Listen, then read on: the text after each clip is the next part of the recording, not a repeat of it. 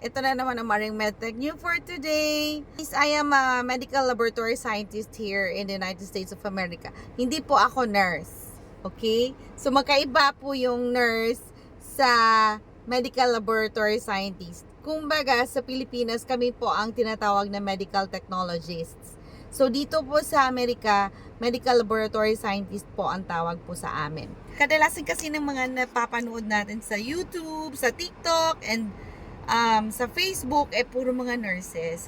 Hindi masyadong naririnig yung mga medical technologist. So, ano nga ba yung medical technologist po? Kami po, or ang medical laboratory scientist po, kami po yung nagtitest ng inyong mga body fluids, kagaya ng blood, synovial fluids, pleural fluids. Kami po yung nag-a-analyze niyan.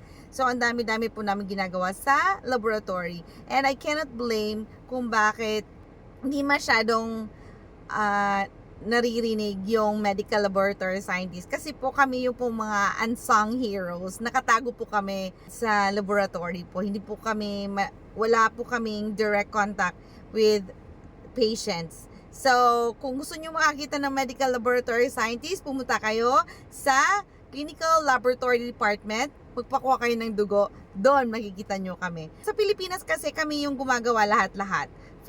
Phlebotomy, yung nag-extract ng blood, tapos tinitest namin. Tapos kung ano yung testing namin, kami din yung nagre-release ng results.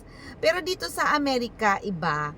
Pag laboratory scientist ka, andun ka lang sa loob, nagtitest ka lang, procedures lang yung pinofocus mo. Kasi sa laboratory dito sa Amerika, merong team who takes charge of the phlebotomy works. And then, may isang team din naman, after phlebotomy, nire-receive yan ng one team of processors. So, hindi ko alam kung ano yung mga kaganapan sa mga like 25 bed capacity hospitals dito sa Amerika. But, based on my experience, nagtatrabaho ako sa isang level 1 trauma hospital.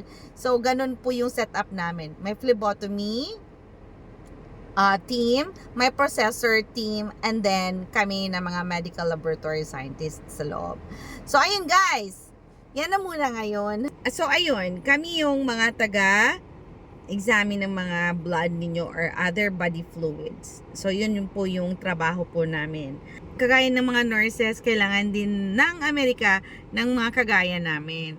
So, ayun. Kaso, iba lang yung pathway namin compared to nurses. So, ayun guys. Yan na mo yung share ko today. Ako si Maring Medtech nyo, ang inyong lingkod, ang inyong OFW, Pilipinong manggagawa po dito sa Amerika. So, ayun na muna.